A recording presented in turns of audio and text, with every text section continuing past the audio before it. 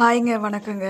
இது என்னங்க நமக்கு வந்த சோதனை. ஒரு வீடியோ எடுக்கலான்னா இவ்வளோ ஒரு சிக்கலாக இருக்குது. வீடியோ எடுக்கிறோம், அதை எடிட் பண்ண தெரியல. எடிட் பண்ணால் அதை வாய்ஸ் ரெக்கார்டு கொடுக்க தெரியல. ஏகப்பட்ட கொலஸ்ட்ரால் பண்ணி ஒரு வீடியோவை எப்படியோ எடுத்தாச்சு. ஆனால் வாய்ஸ் ரெக்கார்டு எப்படி கொடுக்குறேன்னு எனக்கே தெரியாதுங்க. ஆடுங்கள்லாம் பிடிச்சிட்டு வந்து காலையில் தூங்கி எழுந்திரிச்சா நம்ம முழிக்கிற முழிப்பு எதில் பண்ணால் ஆடுங்கள் தாங்க.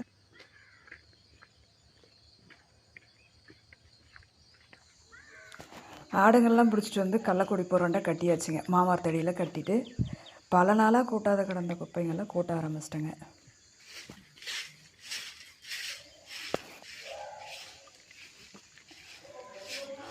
குப்பைங்களை கூட்ட சொல்லே நம்ம பக்கத்தில் புள்ள வீடியோ எப்படி எடுக்கிறான்னுட்டு எடுக்கிறியா இல்லையான்னு கேட்டுகிட்டே இருந்தேங்க.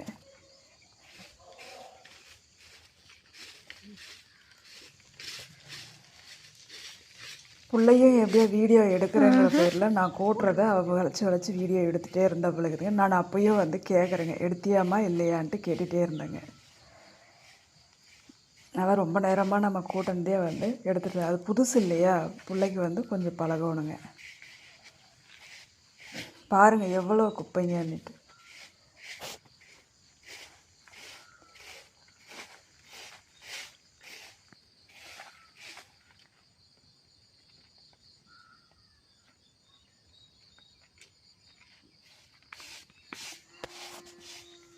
குப்பைங்களை நம்ம கூட்டிகிட்டு ஆடுங்களுக்கு தீன் போட்டோம்னா அந்த தீனை நல்லா தின்னுங்க. அந்த புழக்க மேலே போட்டு அந்த புழக்க மேலே நம்ம தீனை போட்டோம்னா தின்னாதுங்க.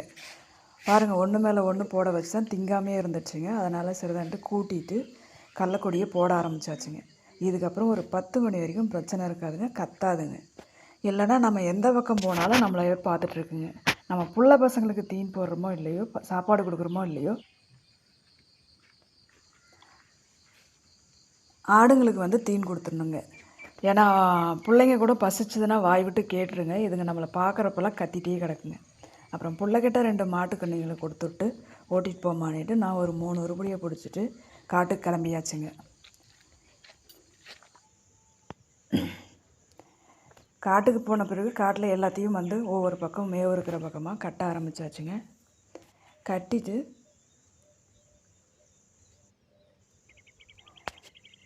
மாடுகளை நம்ம கட்டிட்டு வந்துட்டோம்னா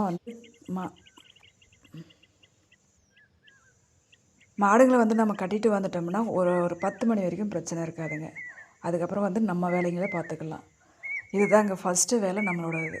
பிடிச்சிருந்தா ஒரு